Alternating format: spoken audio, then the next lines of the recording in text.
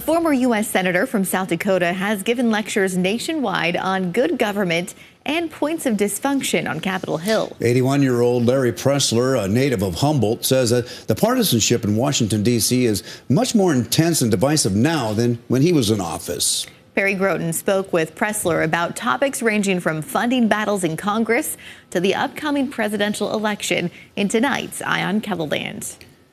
Events unfolding in Washington, D.C. shake Larry Pressler to his core. Well, I just get so discouraged by everything that's happening here in Washington, D.C., so please excuse me for being a little emotional. There was the battle over electing a new Speaker of the House that brought Congress to a standstill for 3 weeks. We've all got to lower our own egos, lower our own demands, and accept the leadership of others to some extent.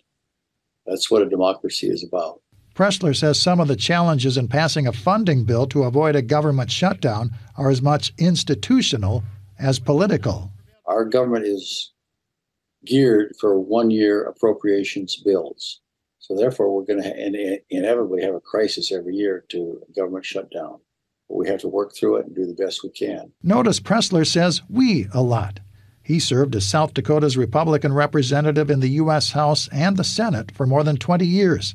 He says in his time, elected leaders were more willing to work across the aisle to get things done. In those days, we were more appreciative of one another, and we wanted to succeed to help others, and we wanted to be a success to help others. But now it seems as though that everybody's for themselves, and we've got to change that. Pressler was a staunch fiscal conservative during his time in Congress, and he remains an opponent of foreign aid even as lawmakers battle over funding for Israel and Ukraine. We've got to do a certain amount of it for Israel and maybe for the Ukraine. But since I've been a little boy, we've always been made fun of as suckers in terms of giving foreign aid. We shouldn't do that. Pressler has been sizing up the field, running for president in both parties, and says Donald Trump should not serve in the White House again. I'm speaking way out of line here, but here I go. Some of the things Donald Trump has said would lead us to an authoritarian form of government. We have to kind of stand up and say, hey, wait a minute. We want democracy. We want every little person's views taken into consideration. Pressler says President Biden, who he considers a friend from his days serving with Biden on the Senate Foreign Relations Committee, is too old to seek re-election. I'm his exact age, and I can't do everything I used to do. And I'm worried about him as he plows into this thing.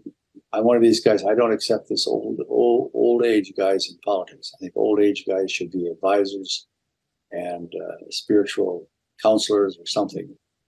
But we cannot provide that leadership that you young guys can do. Pressler left office in 1997. He left the Republican Party 10 years ago to become an independent. He describes himself politically as a centrist moderate. Pressler is critical of both Republicans and Democrats for caving to extreme voices within each party.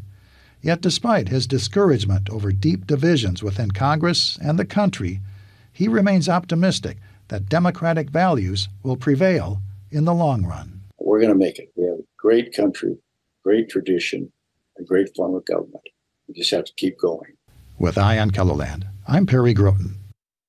Pressler was diagnosed with pancreatic cancer 3 years ago. He says he is in good health and will be seen in a new oncologist for treatment.